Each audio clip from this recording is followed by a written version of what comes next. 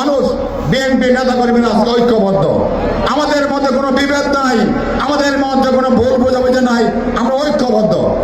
তবে আমি সকলকে বিনয়ের সাথে অনুরোধ করব, আমাদেরকে ঘরে ঘরে গিয়ে ভোট প্রার্থনা করতে হবে।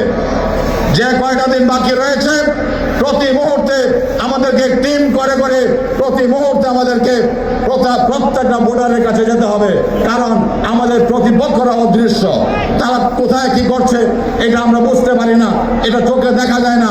তারা সেই ফজরের নামাজ পড়ে, আমরা ঘুম থেকে ওঠার আগেই তারা তাদের কাজ সারে। আজকে তারা জান্নাতের টিকিট বিক্রি করছে কাদের কাছে? আমাদের অবলা সরলা মা বোনদের কাছে।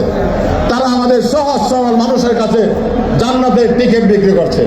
আবার এরাই হিন্দুদের সমাজের সনাতন ধর্মের অনুষ্ঠানে গিয়ে সেখানে তারা গীতা পাঠ করছে, সেখানে গিয়ে বলছে আপনাদের পূজা আর আমাদের রোজা নাকি এক জিনিস। বিশ্বাস করেন আপনারা? বিশ্বাস করেন?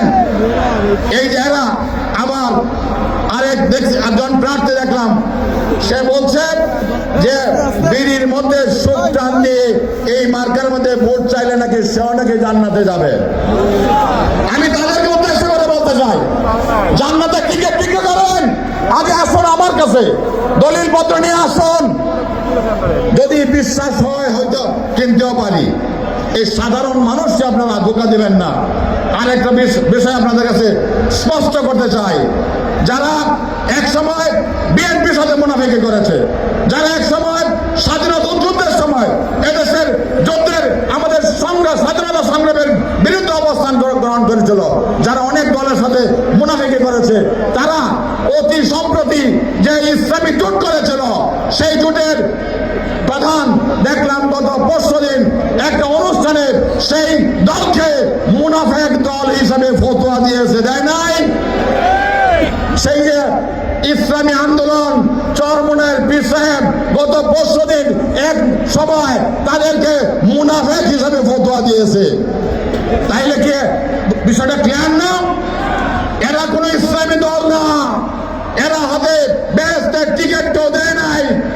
আমরা এই কথাগুলি মানুষকে বোঝাতে হবে এবং আগামী দিনের উন্নয়নের জন্য 31 দফার মধ্যে আমাদের ফ্যামিলি কার্ড, কৃষক কার্ড, আমাদের ওই ইমাম মুয়াজ্জিন খতিবদের যে ভাতা দেওয়ার যে কথা বলা হয়েছে, আমাদের তারেক রহমান সাহেব বলেছেন, এবং আমাদের দেশের বেকার যুবকদের কর্মসংস্থানের জন্য যে কথা বলা হয়েছে যে ক্ষমতার প্রথম 1.5 বছরে 1 কোটি মানুষ যুবককে কর্মসংস্থান দেওয়া হবে এবং দেশের যুবকদেরকে ট্রেনিং দিয়ে দেশের বাইরে সরকারের লোনের মাধ্যমে তাদেরকে ট্রেনিং দিয়ে ভাষা শিক্ষা দিয়ে বিদেশ পাঠানোর ব্যবস্থা করা হবে।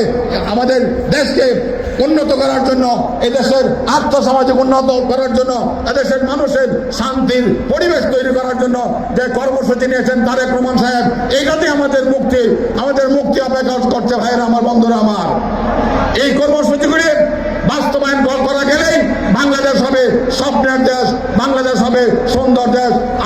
আমাদের সমাজ থেকে ঘুষ দুর্নীতি নির্মূল করতে হবে, মাদক সন্ত্রাস চাঁদাবাজ মুক্ত করতে হবে, যেটা আমাদের তারেক রহমান সাহেবের ভিশন।